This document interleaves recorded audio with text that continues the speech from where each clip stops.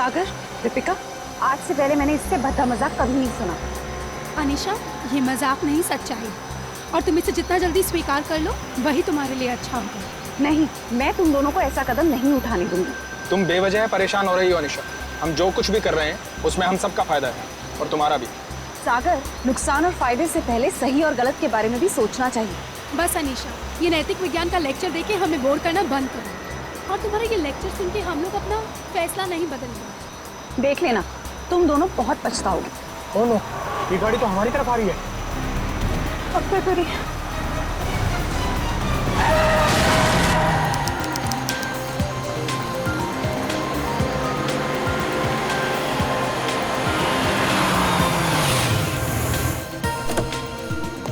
Hello sir. Hello. Hello ma'am. Sagar, क्या तुम मीर को अकेले ऊपर तक लेके जा पाओगे? पहले भी कई बार लेके गया हूँ। शराब पीने के बाद हमेशा ड्रामे करता है। ठीक है, तो मैं सोने जा रही हूँ, मुझे बहुत जोर की नींद आ रही है। अच्छा सुनो, सुबह जल्दी उठ के शादी में जाना है। Okay, good night. Good night. सुबह जल्दी मिलते हैं। सुनो, जल्दी आना, हमेशा की तरह लेट मत करना। ओके। सर, हम आपकी कुछ मदद करें? एक व्हील चेयर ले आओ। व्हीलचेयर की क्या जरूरत है सर? हम दोनों इन्हें ऊपर ले जाते हैं। आपका कमरा नंबर 303 है ना? जितना बोला उतना करो ना। माफ करें सर, अभी लाए।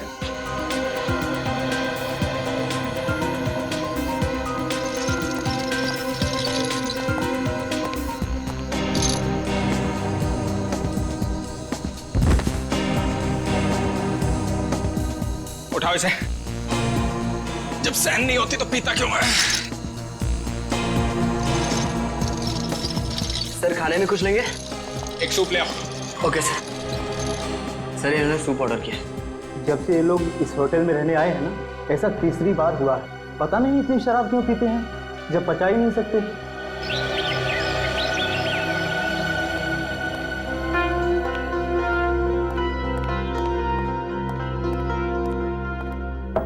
अगर साहब, मीर साहब, सर रूम सर्विस। साहब, क्या हुआ? दरवाजा नहीं खोले? नहीं, देखना दोपहर हो गई है, लगता है इन्हें रूम की सफाई नहीं करवानी है। हो सकता है शायद सो रहे होंगे। सो रहे होंगे अब तक?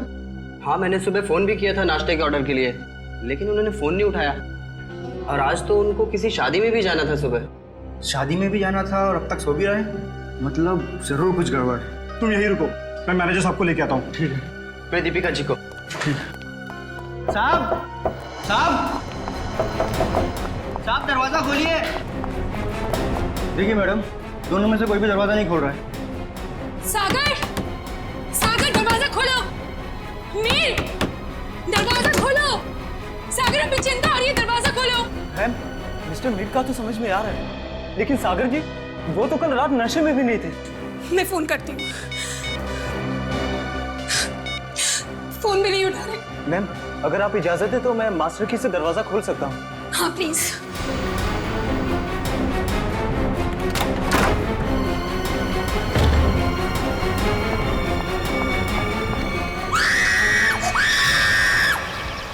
नील, तुम सोच भी नहीं सकते मैं इन छुट्टियों को लेकर कितनी उत्सुक हूँ।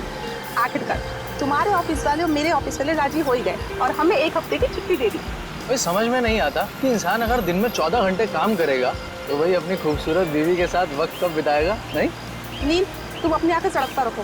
तुम जानते हो ना, तुम जब भी गाड़ी चलाते हो मुझे कितना डर लगता है। अरे तुम बेवजह घबरा रही हो। हाँ, अरे वो देखो, वो क्या है? वहाँ कोई लड़की सच में पड़ी है। देखो देखो। नील, हमें उसकी मदद करनी चाहिए। हाँ,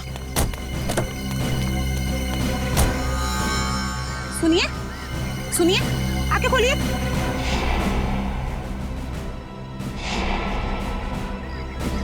आप ठीक तो हैं? मैं पानी लेकर आता हूँ।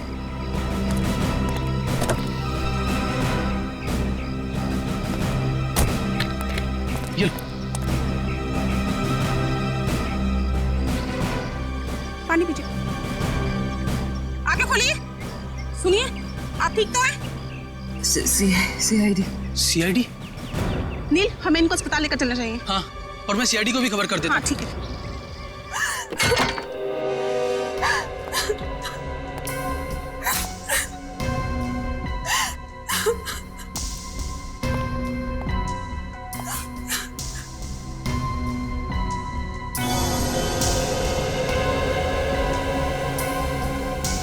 एसी भी ऑन है और खिड़की भी खुली है।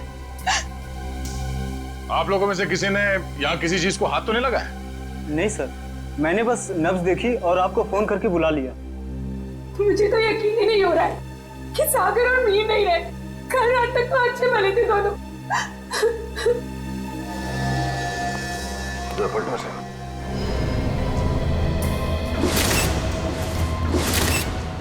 ये देखो फ्रेडी, मीर का खून गला घोट के किया गया है।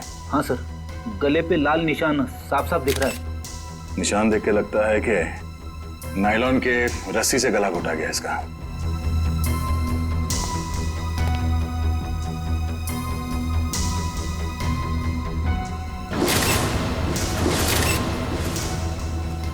कमाल है, सागर के शरीर पे कहीं भी चोट या जख्म का कोई निशान नहीं है।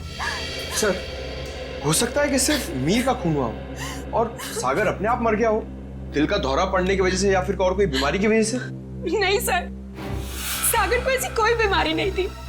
आप चाहे तो मैं आपको उसकी मेडिकल रिपोर्ट दिखा सकती हूँ। मेडिकल रिपोर्ट तो हम देख ही लेंगे।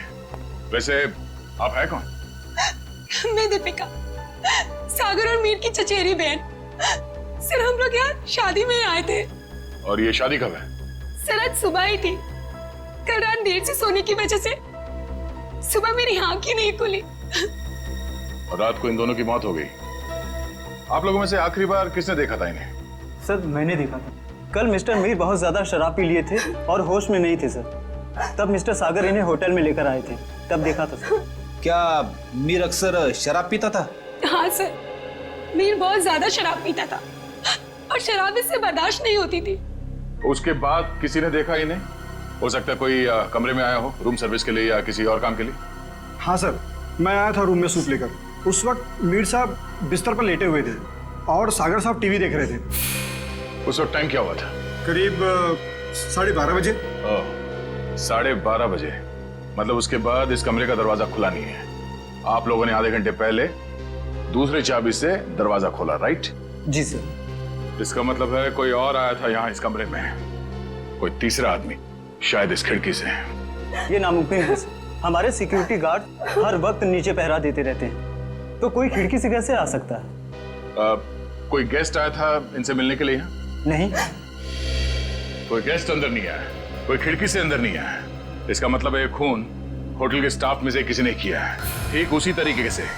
और शायद वो इस दरवाजे से ही अंदर आया, दूसरे चाबी से ये कमरे का दरवाजा खोला गया। सर, ये आप क्या कह रहे हैं सर? भला हम अपने कस्टमर का खून क्यों करेंगे? शायद लूटने के इरादे से। रेडी पंकज, कमरे की अच्छी तरह से तलाशी लो। सर, रात को 2 बजे तक तो कॉरिडोर में मैं फोन पे बात कर रहा था। मैंने तो किसी को इनके कमरे में आते हुए नहीं देखा। आपका कमरा कौन सा है? सर, वो 304।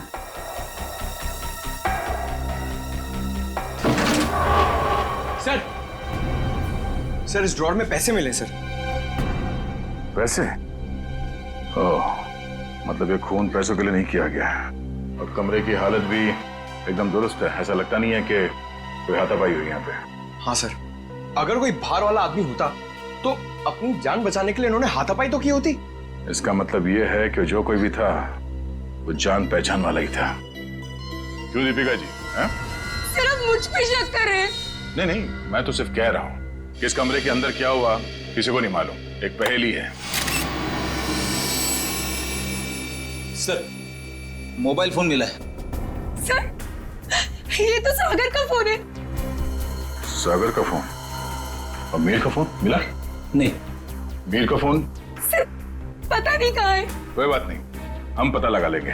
बड़ी पंकज, आसपास दूसरे कमरों की भी तलाशी लो और यहाँ पे जितने उंगलियों के निशान मिलते हैं सब उठा लो।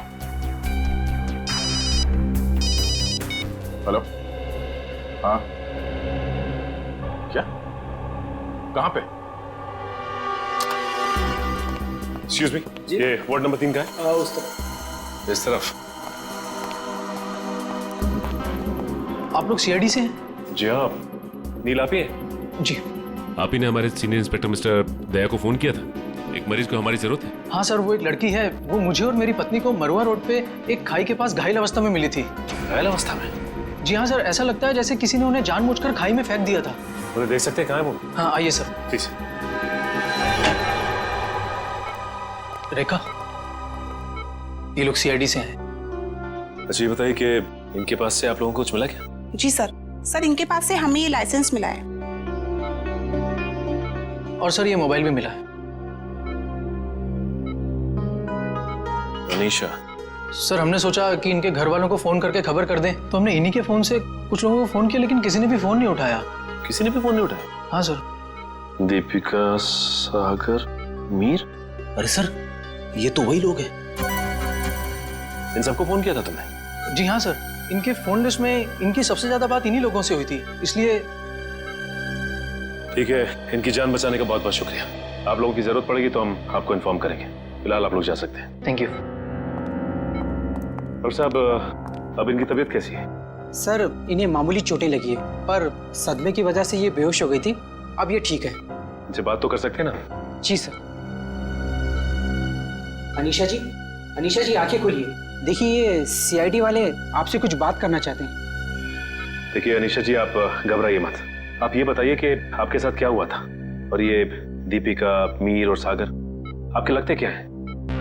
वो मेरे चचेरे भाई बहन हैं, पर उन्होंने उसके साथ क्या किया? किसके साथ? मीर के साथ। देखिए अनीशा जी, मीर की मौत हो चुकी है और साथ ही साथ सागर की भी। क्या? हे भगवान, मुझे पहले ही लग रहा था जैसे कुछ गलत होने वाला है। अनीशा जी, आप क्या कहना चाहती हैं? प्लीज साफ साफ कहिए। हमारे एक रिश्तेदार की शादी होने वाली थी। कल रात हम चारों उसी के संगीत के फंक्शन से वापस लौट रहे थे, तभी मरुआ रोड पे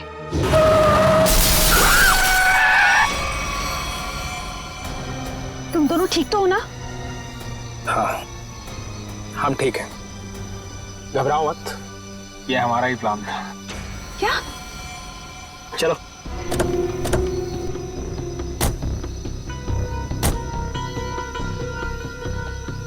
मीर का मोबाइल फोन रास्ते में कहीं फेंक देना, और ध्यान रहे जब तक हमें हमारा पैसा ना मिल जाए मीर बेहोश ही रहना चाहिए।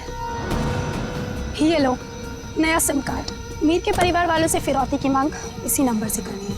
और हाँ, हमें फोन मत करना, वक्त आने पर हम लोग खुद कांटेक्ट करेंगे। नहीं, मैं तुम दोनों को ऐसा कुछ नहीं करने दूंगी। मीर हमारा चचेरा भाई है। अनीशा, तुम हमारे प्लान में दखल अंदाजी मत करो, वरना क्या? मीर को हम बाद में खुद देख लेंगे, पहले तुम इसको ठिकाने लगाओ। ये क्या कर रही हो तुम मेरे साथ? दीपिका, तुम मेरे साथ ऐसा कैसे कर सकती हो? दीपिका और सागर पैसों के लिए कुछ भी कर सकते हैं। छोड़ो मुझे। ओह, तो मतलब दीपिका और सागर अपने चचेरे भाई मीर को अगवा करना चाहते थे? हाँ सर, अगर ये बात मुझे पहले पता होती कि उनके दिमाग में ऐसी कोई खिचड़ी पक रही है तो मैं मीर को पहले ही सावधान कर देती।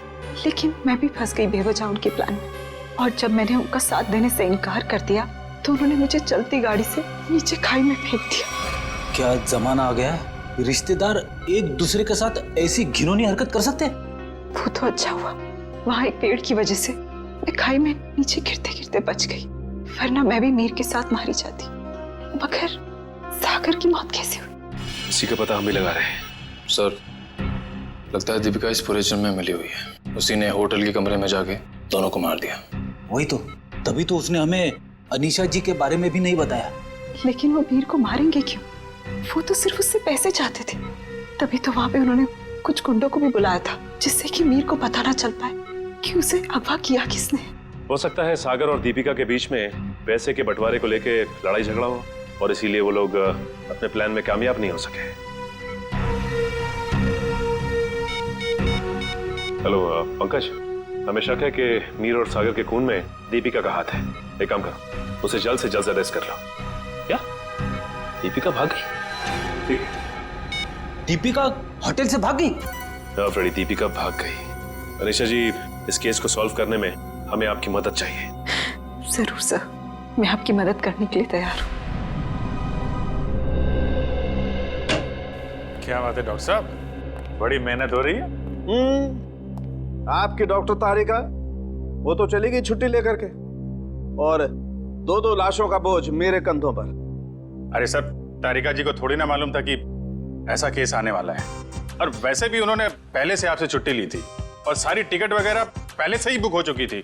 हाँ सर, अभिजीत ने खुद लाइन में लगकर टिकट की बुकिंग करवाई थी तारिका जी के लिए। हाँ। है ना? अरे यार, ये राज की बातें तो सबके सामने। हाँ साळुंखे, अब तक तो तूने मेरे होनर ऑफिसर्स को बता ही दिया होगा कि मौत हुई कैसे। बस आपके ये होनहार ऑफिसर इन्हें किसी और चीज से फुर्सत मिले तो लाश की बात करें ना। देखिए सर, हम लोग यहाँ सिर्फ लाश की बातें ही करने आए हैं। Oh really? जी बताइए बताइए। बस इस मीर की मौत हुई है गला दबाने की वजह से। किसी ने बहुत ही होशियारी के साथ इसकी जैगुलर वेन को दबा दिया और तोड़ दिया, और ये काम किसी एक्सपर्ट का है। वो अच्छी तरह से जानता है कि गले के कौन से हिस्से को दबाने से जल्दी से मौत हो जाएगी। मीर ने शराब भी पी रखी थी ना? शराब भी पी रखी थी, और मीर के खून में मुझे एक ड्रग मिली, डोडीन नाम की ड्रग, जो इंसान को बहुत गहरी नींद में सुला देती है। जब इस मीर का खून हो रहा होगा ना, इसे पता भी नहीं चला होगा। ये मीर होटल जाने से पहले संगीत के फंक्शन में गया था, शायद वहीं किसी ने इसे ये ड्रग दी होगी। नहीं, मीर की मौत हुई कब? मीर की मौत हुई है लगभग 16 घंटे पहले। 16 घंटे पहले? मतलब जब सागर मीर को व्हील चेयर के ऊपर बिठाकर होटल के अंदर ले जा रहा था, तब तक ये मीर मर चुका था? बिल्कुल दया। इनफैक्ट सागर मीर को नहीं, मीर की लाश को कमरे में ले जा रहा था। तो फिर सागर की मौत कब हुई? सागर की मौत हुई है मीर की मौत के ठीक 12 घंटे के बाद, और सागर की बॉडी पर कहीं किसी किस्म की चोट के निशान नहीं है। तो फिर इसकी मौत हुई कैसे साळुंखे? इसकी मौत हुई है सफोकेशन की वजह से। किसी वजह से इसका दम घुट गया, ऑक्सीजन ने इसके फेफड़ों में जाना बंद कर दिया, और इसी वजह से सागर की मौत हो गई। पर सर, सागर का दम घुटा कैसे? ये पता लगाना भी बाकी है, लेकिन हाँ, फिलहाल मैं आप लोगों को एक बहुत अहम सुराग दे सकता हूँ। क्या क्या सुराग? एक मिनट।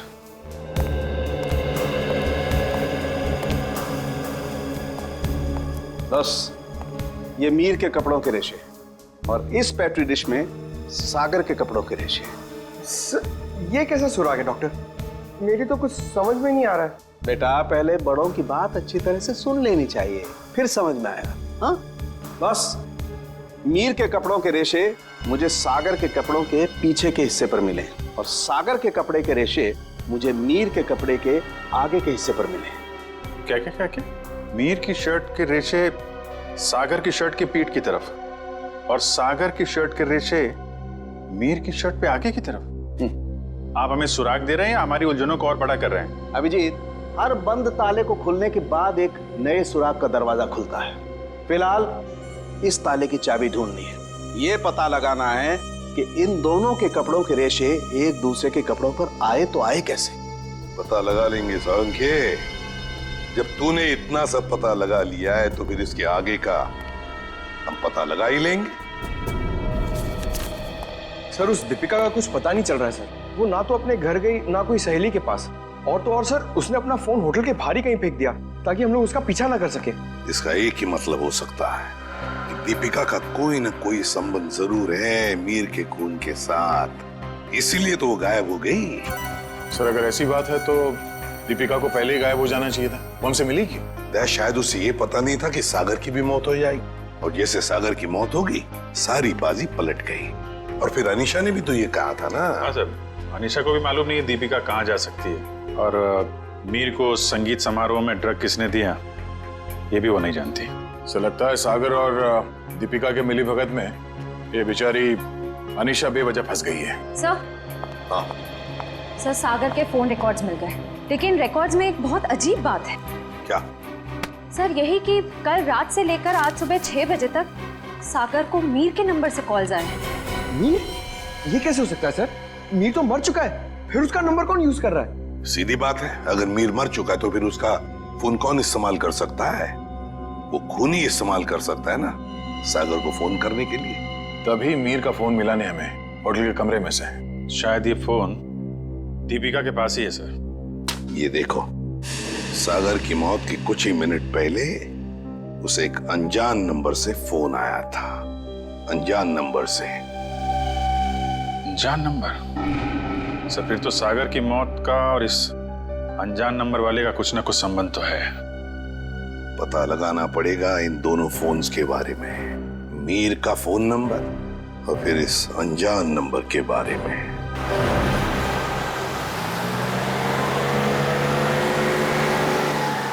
बस आप यहीं गाड़ी रोक दीजिए।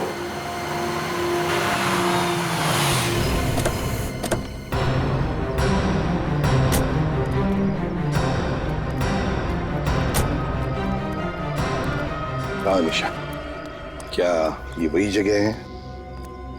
हाँ सर, ये वही जगह है जहाँ गुंडों ने हमारी गाड़ी रोकी थी और फिर मुझे दूसरी गाड़ी में डाल दिया खाई में फेंकने के लिए। और दीपिका और सागर उस दिशा में चले गए थे। दीपिका और सागर उस दिशा में चले गए? जी सर। लेकिन एक बात बताओ निशा, तुम्हें पूरा यकीन है कि ये वही जगह है, वही सड़क है? रात का समय था, हो सकता है तुम कुछ भूल कर रही हो। नहीं सर, मुझे पूरा यकीन है ये वही जगह है। जब गुंडे हमारी गाड़ी के आगे आए थे तो हमारी गाड़ी वो पेड़ से टकराई थी। उस पेड़ से? जी सर।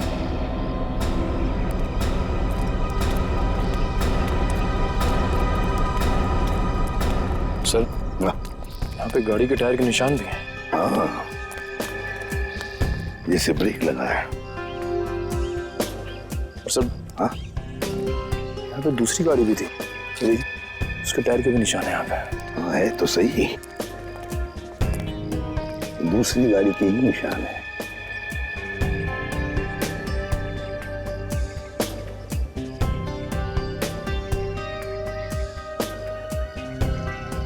ये देखो, कांच के टुकड़े, कांच के टुकड़े। सर शायद मीर और दीपिका की गाड़ी के होंगे। हाँ, हो सकता है। लेकिन सर, उनकी गाड़ी जब होटल में आई थी तो सही सलामत थी। वही तो फ्रेडी, वही तो। जब उनकी गाड़ी होटल में आई थी तो बिल्कुल सही सलामत थी। जरूर गाड़ी की मरम्मत की गई होगी, क्योंकि जब हमने गाड़ी होटल पर देखी तो बिल्कुल वैसे के वैसे थी जैसे कुछ भी नहीं हुआ था उस गाड़ी को। ये कुछ और ही चक्कर है।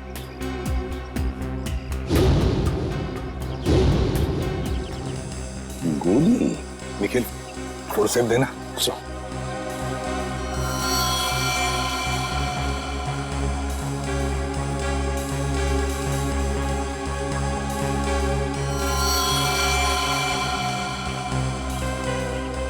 गोली चली है यहाँ पर। अनीशा, जब गुंडों के साथ मुठभेड़ हुई तब क्या किसी ने गोली चलाई थी या गोली चली थी? नहीं सर, मेरे सामने तो नहीं चलाई, पर हो सकता है मेरे जाने के बाद चली हो। तुम्हारे जाने के बाद? अनीशा के जाने के बाद गोली चली थी?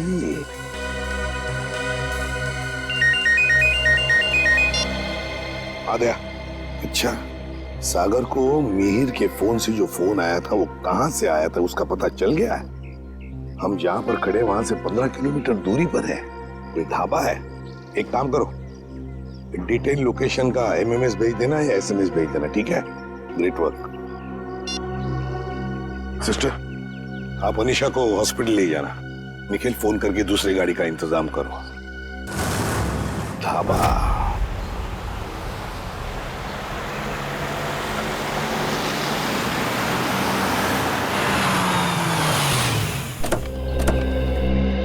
ये है वो प्रकाश ढाबा, यहां से किया गया था सागर को फोन। आइए आइए साहब, क्या खिलाऊं आपको? दाल मखनी, कढ़ाई पनीर या फिर सरसों का साग? बस कर यार, और नाम मत लेना वरना मेरे चूहों में पेट दौड़ने लगेंगे। सॉरी सर, मेरे पेट में चूहे दौड़ने लगेंगे। तो अच्छी बात है ना साहब, हमारा धंधा और बढ़ेगा। देखो, हम यहाँ खाना खाने के लिए नहीं, तहकीकात करने के लिए आए हैं। हम लोग सीआईडी से हैं। सीआईडी? तू चुप रहे छोटू। साहब, हुआ क्या है? हमने तो कुछ नहीं किया। हाँ, वो तो पता लगा ही लेंगे। खैर, पहले ये बताओ, 14 तारीख की रात को क्या तुम्हारे यहाँ एक कस्टमर आया था जो रात भर तुम्हारे इस ढाबे पर ही था? रात भर? रात भर 10 बजे से लेकर 6 बजे तक। क्या वो रात भर फोन पे ही बात कर रहा था? साहब, ढाबे पे तो नहीं था, पर हाँ, सड़क के उस पार एक गाड़ी खड़ी थी जिसके अंदर एक आदमी बैठा था और वो किसी से फोन पे बात कर रहा था। तो क्या तुमने उसे अच्छी तरह से देखा? नहीं साहब, अंधेरा था, इसके लिए चेहरा नहीं देख पाया। अच्छा, क्या वो अकेली गाड़ी में था या उसके साथ कोई और भी था? उसके साथ ड्राइवर था साहब, वो 2-3 दफा चाय लेने आया, खुद के लिए और वो दूसरे आदमी के लिए भी। और हाँ साहब, उसने कैंची भी तो मांगी थी। हाँ, कैंची मांगी थी? वो किस लिए? क्या मालूम साहब, बड़ा ही अजीब था वो ड्राइवर। गाड़ी से उतरा, मिट्टी और पत्थर जमा करके फिर से गाड़ी में बैठ गया। क्या जमाना आ गया है सर, आजकल लोग सड़क पर से पत्थर और मिट्टी भी चुराने लगे।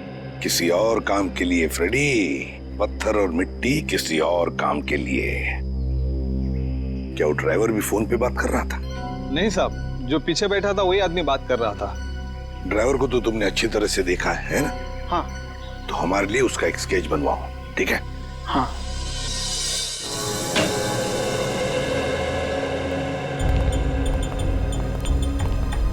ये है वो उलझी हुई पहली डॉट साहब। मीर की लाश यहाँ पड़ी थी, सागर की वहाँ। मीर की मौत 7:30 बजे हुई थी और सागर की उसके 12 घंटे के बाद, है ना? और मीर की मौत की वजह है नायलॉन की रस्सी से गला दबाना, सागर की मौत की वजह है दम घुटना। पर अभिजीत, कमरे में कोई तीसरा आदमी था नहीं, क्योंकि कमरे का दरवाजा अंदर से बंद था।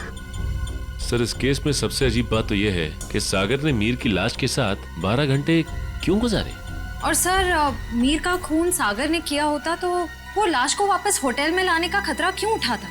अक्सर खूनी खून करने के बाद लाश को किसी सुनसान जगह फेंक देता है। तुम दोनों के सवालों का जवाब इस चलते हुए एसी और इस खुली हुई खिड़की के बीच छुपा हुआ है, जो दया को क्राइम सीन पे दिखाता है। सर, ये भी तो हो सकता है कि सागर का दम घुट रहा हो और उसने खिड़की खोल दी हो ताकि खुली हवा में सांस ले सके। नहीं सचिन, बात इतनी आसान नहीं है। मैंने बताया था ना आप लोगों को कि मुझे मीर की कमीज पर सागर की शर्ट के रेशे और सागर की शर्ट पर मीर की कमीज के रेशे मिले। दोनों की कमीजों पर एक दूसरे के कपड़े के रेशे हैं। Yes sir. सर, ये दोनों की कमीज पे एक दूसरे का धागा मिलना, चलते हुए एसी के बाद भी खिड़की का खुला हुआ होना, ये एक ही बात की तरफ इशारा कर रहा है। और वो क्या है? कि सागर ने मीर की लाश को दोबारा यहाँ लाने का खतरा इसलिए उठाया ताकि वो मीर की मौत को हादसा या फिर खुदकुशी का रूप दे सके। यानी सर, सागर ने पहले लाश को उठाया और फिर खिड़की से बाहर फेंकने की कोशिश की। एग्जैक्टली। उसने सोचा होगा कि सबसे कह दूंगा कि शराब के नशे में मीर खिड़की के नीचे गिर गया, लेकिन इसके पहले कि वो अपने प्लान में कामयाब हो पाता, उसकी मौत हो। हाँ सर, ये गुत्थी आधी तो सुलझ गई, लेकिन एक बात समझ में नहीं आई कि इस कमरे में सागर और मीर के अलावा कोई भी नहीं था, तो फिर सागर की मौत अचानक कैसे हो गई? सचिन, उसकी मौत का राज उस अनजान फोन कॉल में छुपा हुआ है जो उसे सुबह सुबह आया था। हाँ पंकज, अनजान कॉल का पता चल चुका है कहाँ से की गई थी? Very good. कौन सी जगह? झूला tower. Okay okay okay okay, thank you very much Pankaj, thank you. जी, झूला टावर तो वो रही बिल्कुल सामने, जो अभी तक पूरी बनी भी नहीं है। या डॉक्टर साहब, सर आप यहाँ देखिए, तब तक हम लोग झूला टावर का चक्कर मार के आते हैं, देखते हैं वहां पे क्या हुआ था।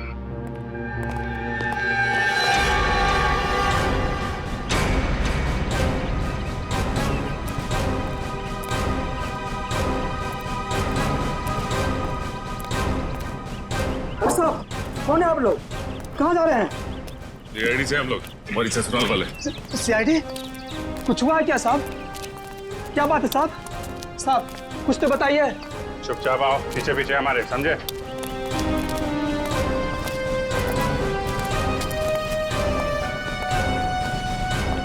ये देखो, यहाँ से कमरा नंबर 303 बिल्कुल साफ साफ दिख रहा है। जरूर उस आदमी ने सागर को यहीं से फोन किया होगा। परसों रात तुम ही ड्यूटी पे थे यहाँ पे? हाँ साहब, मैं तो हर रात यहाँ ड्यूटी पर ही रहता हूँ। तो जरा ठीक से याद करके बताओ, परसों रात यहाँ पे कोई अजनबी आया था इस बिल्डिंग में? साहब, कुछ कॉलेज के बच्चे थे, कह रहे थे किसी पिक्चर की शूटिंग करनी है। पिक्चर की शूटिंग? कौन सी पिक्चर, क्या बताया उन लोगों ने? उन्होंने कहा तो छोटी सी पिक्चर की शूटिंग करनी है कॉलेज के एग्जाम के लिए। उन्होंने मुझे 15,000 रुपये दिए और तुमने उन्हें अनुमति दे दी यहाँ शूट करने की? जी, मुझे लगा मेरी और मेरे बच्चों की मदद भी हो जाएगी। और खूनी की भी। खूनी? हाँ खूनी। तुम ही बताओ, उन लोगों का नाम नंबर कुछ है तुम्हारे पास? नहीं साहब। अच्छा ये बताओ कि वो बच्चे आए कैसे? साहब, वो लोग नीले रंग की गाड़ी में आए थे। नीली गाड़ी? गाड़ी का नंबर क्या? गाड़ी का नंबर याद नहीं, बहुत अंधेरा था। अच्छी चौकीदारी कर रहे हो। उनका नाम पता तक नहीं लिया तुमने, सिर्फ गाड़ी का रंग याद है बस। गलती हो गई साहब। पर हाँ साहब, एक बात है जो शायद आपको कुछ काम आ जाए। क्या बात? साहब, वो लोग उस कैमरे की बात कर रहे थे जो आपने साथ लेकर के आए थे। कह रहे थे महंगा है, संभाल के रखना, भाड़ा देना है। भाड़े का कैमरा? सर श्रेया और पंकज लगे हुए हैं कि स्टूडेंट्स ने फिल्म का कैमरा कहां से किराए पे लिया था। गुड। और दया, ड्राइवर का स्केच बन गया? हाँ सर, वो स्केच हमने सभी एम्प्लॉयमेंट एजेंसी में भेज दी है। बहुत जल्द उसकी पहचान हमारे सामने होगी। तू यहाँ? हाँ यार, लैब में बैठा बैठा बोर हो रहा था। मैंने सोचा आप लोगों के साथ ब्यूरो में चल के चाय पी लेता हूँ। अरे चाय तो हम आपको जरूर पिलाएंगे डॉक्टर साहब, लेकिन ऐसा कौन सा सबूत हाथ लग गया है जो आप भागे भागे यहाँ चले आए? सुराग हाथ में तो नहीं लगा है अभिजीत, लेकिन लगने वाला है। ये देखो, ये चार्ट देख रहे हो? ये तो कोई कैलकुलेशन चार्ट लगता है। किस चीज का चार्ट है ये? बॉस, ये मीर और सागर की मौत का कैलकुलेशन चार्ट है। अगर मेरी कैलकुलेशन सही निकल गई ना, तो इस सागर के दम घुटने का राज यूं पता चल जाएगा, यूं। सर आइए। सर ये मिस्टर सोहन है। उन कॉलेज स्टूडेंट्स को कैमरा किराए पे इन्होंने ही दिया था। कौन से कॉलेज के स्टूडेंट्स थे वो? Sir QR institute of medical science and research centre. ये मेडिकल कॉलेज के बच्चों को फिल्म मेकिंग में कहां से इंटरेस्ट होने लगा? कितने लोग आए थे? सर 4 स्टूडेंट्स थे। 4 लोग? तो उनमें से किसी ने तो अपना नाम बताया होगा। हाँ सर, एक लड़के ने अपना नाम और नंबर दिया था। क्या नाम है उसका? सुनील। सर नंबर बंद आ रहा है उसका, रास्ते भर ट्राई कर रहा था मैं। जरूर इस मेडिकल स्टूडेंट में से कोई है जो इन दोनों पर नजर रख रहा था, मीर और सागर पर। हाँ सर, और सुबह जिस प्राइवेट नंबर से सागर को फोन आया था वो भी इनमें से किसी ने किया होगा। बस इस मेडिकल कॉलेज में जाकर इन स्टूडेंट्स से मिलो, जरूर कोई ना कोई सुराग तो मिलेगा ही मिलेगा। हेलो, ड्राइवर का पता चल गया? कहाँ रहता है वो?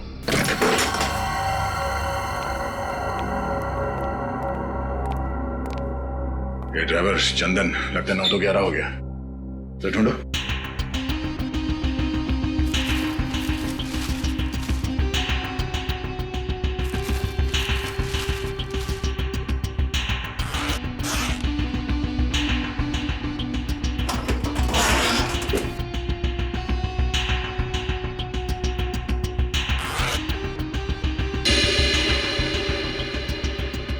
पंकज, पैसों का बैग तो यहीं पे है।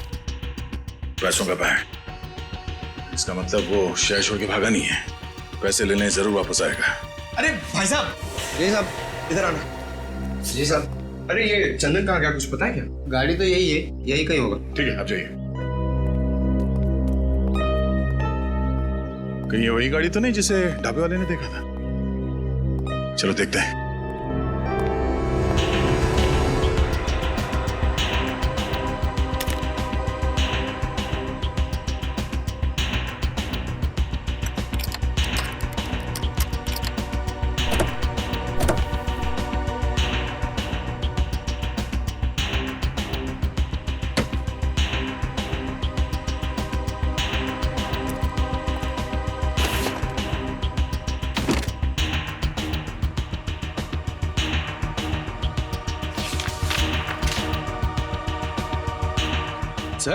सर ये गाड़ी दीपिका की है। ये देखिए पेपर। दीपिका की गाड़ी? और ये देखो, पत्थर पे सूखा हुआ खून। शायद ये वही कंकड़ पत्थर है जिन्हें ड्राइवर ढाबे के पास इकट्ठा कर रहा था।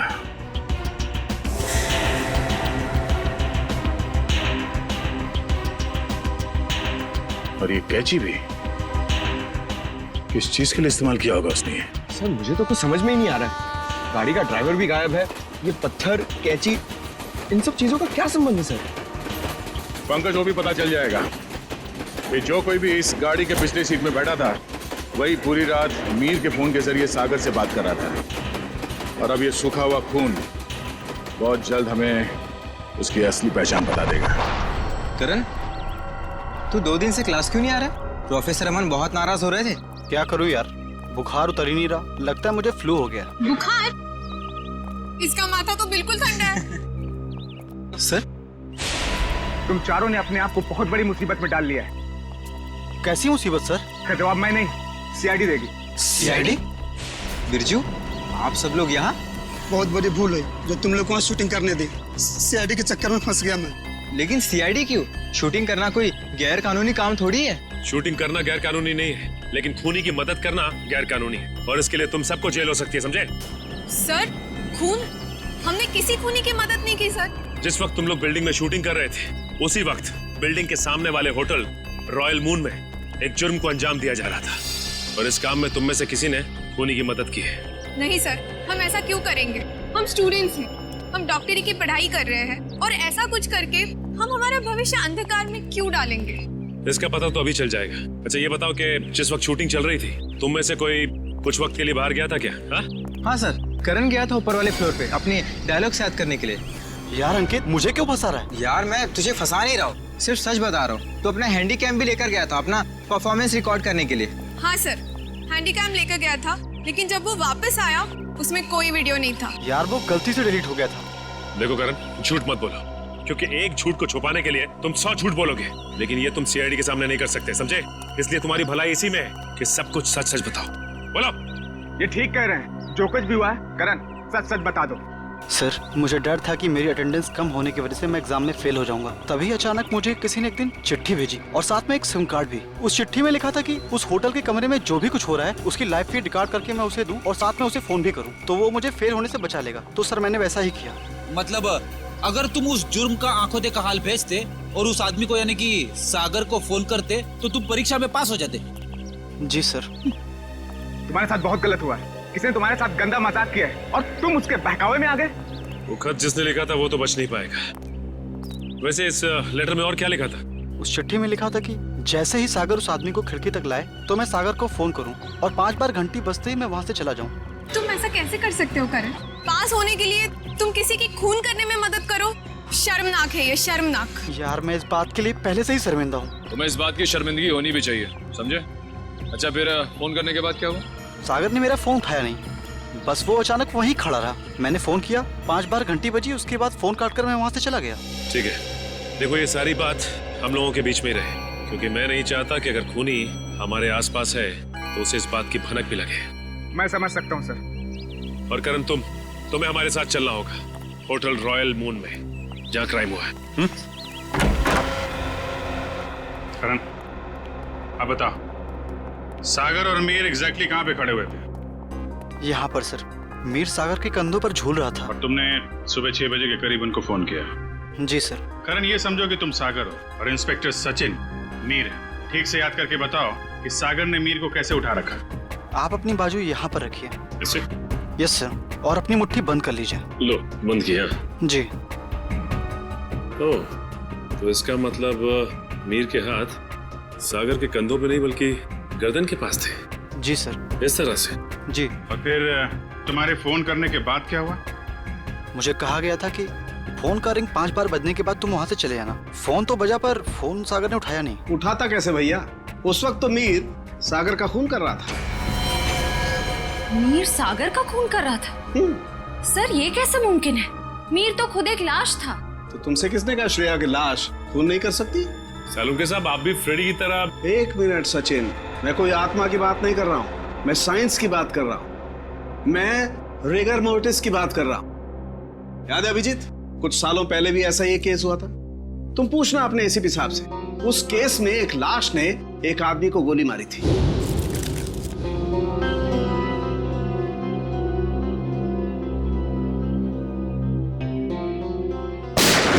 मैं भी यही सोचा था डॉक्टर साहब। अब इसे संयोग कहिए या बुरे काम का बुरा नतीजा, जिस वक्त सागर मीर की लाश को नीचे फेंकने वाला था, रिगर मोर्टिस सेट हो रहा था। उसने सागर के गर्दन को जकड़ा और दम घुटने की वजह से सागर की मौत हो गई। एग्जैक्टली हुआ कुछ ऐसा होगा, सागर कमरे में आया और किसी के फोन का इंतजार करने लगा, जो उसे बताने वाला था कि उसे एग्जैक्टली करना क्या है। फोन आने के बाद सागर ने मीर को बिस्तर से उठाया और उसे खिड़की की तरफ लेके गया, ताकि मीर को हत्या या आत्महत्या बनाया जा सके। लेकिन एक बात है अभिजीत, मुझे नहीं लगता है कि ये कोई संयोग था या कोई बुरे काम का बुरा नतीजा था, बल्कि मुझे लगता है सागर को फोन ठीक उसी वक्त जानबूझकर किया गया जब मीर के हाथों में राइगर मोर्टिस सेट हो रहा हो और मीर का हाथ सागर की गर्दन दबा सके।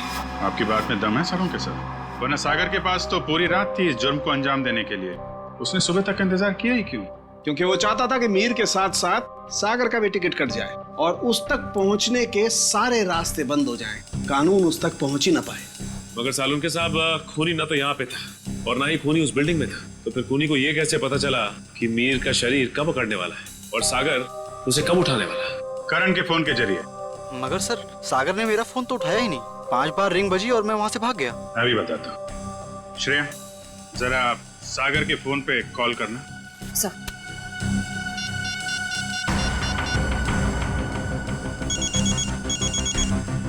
ठीक है।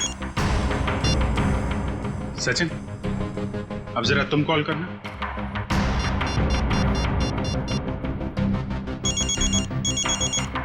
ठीक है। करण, अब तुम अपने फोन से सागर को कॉल करो।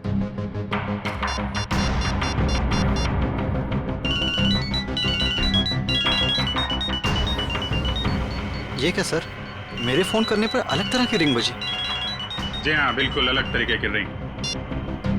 एक ऐसी रिंग जिसने सागर को सम्मोहित कर दिया, हिप्नोटाइज। तभी तो वो तुम्हारा फोन नहीं उठा पाया। सर, इतनी बड़ी साजिश?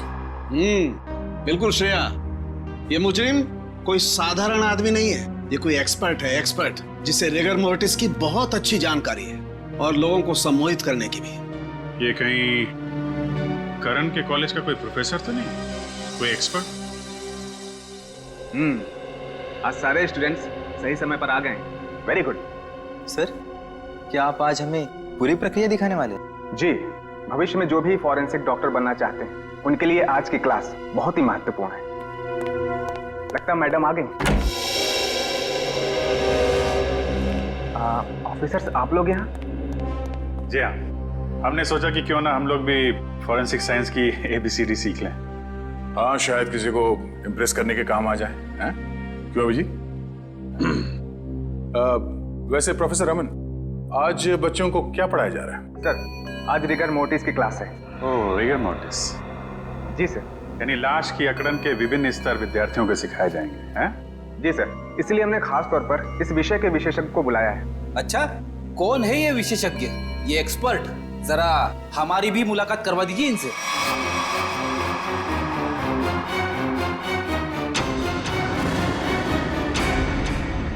अरे फ्रेडी, विशेषज्ञ को नहीं पहचाना तुमने? हैं? प्रोफेसर अनीशा, जरा इनका खिला खिला चेहरा देखिए। ऐसी मुस्कान है इनके चेहरे पे जैसे मुजरिमों को तब होती है जब उन्हें गलतफहमी हो जाती है कि वो CID से बच गया। क्यों? ये कैसी बातें कर रहे हैं आप? वैसे खून की प्लानिंग तो वाकई बहुत सोच समझ के की थी आपने, मगर एक गलती कर दी। CID को हल्के में आंक लिया। क्या बकवास कर रहे हैं आप लोग? मैंने कोई खून नहीं किया है, मैं तो खुद घायल हूँ। उन्होंने मुझे खाई में फेंक दिया था। क्या भूल गए आप लोग? हम कुछ नहीं भूले, शायद आपकी याददाश्त कमजोर है। क्या मतलब? मतलब यह कि आपको खाई में फेंका नहीं गया था, आप खुद उतरी थी वहां पे। आपके शरीर पे ये जो जख्म है, चोट के निशान है, ये खुद आपने बनाए हैं। क्या सबूत है ये निशान मैंने बनाए हैं? वैसे हम जानते हैं कि फॉरेंसिक डॉक्टर होने का फायदा उठाकर आपने इस केस में ज्यादा सुराग नहीं छोड़े, पर उस कार को साफ करना भूल गई आप। पत्थर पे जो खून मिला है और कैंची पे जो उंगलियों के निशान है, वो आपके हैं अनीशा जी। हमारे पास काफी सबूत हैं आपको अदालत में खूनी साबित करने के लिए। बाहर जाने के सभी दरवाजे बंद हो चुके हैं अनीशा जी। अब सिर्फ जेल का दरवाजा आपका इंतजार कर रहा है। अब बताइए, क्यों किया आपने ये सब? दीपिका और सागर ने प्लान बनाया था, मीर को किडनैप कर लेंगे और बदले में उसके ट्रस्ट से ढेर सारा पैसा मांगेंगे। उन्हें नहीं पता था कि मुझे उनके प्लान के बारे में सब कुछ पता लग गया है और बदले में उनके खिलाफ मैं एक और प्लान बना रही थी जो उनके प्लान से कई ज्यादा खतरनाक था। और उस ड्राइवर और दीपिका का क्या किया तुमने? दोनों को मारकर जंगल में फेंक दिया नीलगंज के। शर्म आनी चाहिए तुम्हें। एक फॉरेंसिक डॉक्टर का फर्ज होता है कि वो समाज से जुर्म को मिटाने में कानून का साथ दे, खूनियों को पकड़ने में मदद करे, लेकिन तुमने अपनी शिक्षा का गलत इस्तेमाल किया है। खुद एक अपराधी बन गई। ऐसे घिनौने अपराध की सिर्फ एक ही सजा है, फांसी।